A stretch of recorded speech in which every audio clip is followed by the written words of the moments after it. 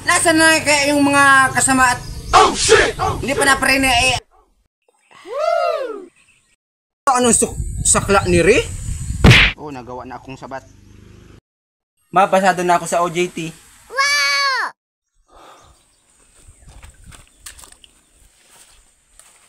Nasaan na kaya yung mga kasama at hindi pa naprene eh. Anong oras na? Alas 10 na?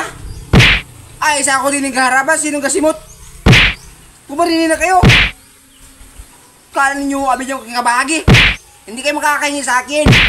Wala kayong mababala. Nasabi ko sa inyo. Kumarinin na kayo. Asusunin ko kayo dyan.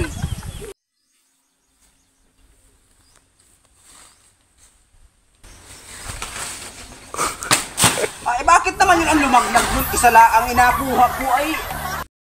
Mapasado na ako sa OJT. Ang ganda ng trabaho ko. 800 per day. Ako na yung bago maghaharabas.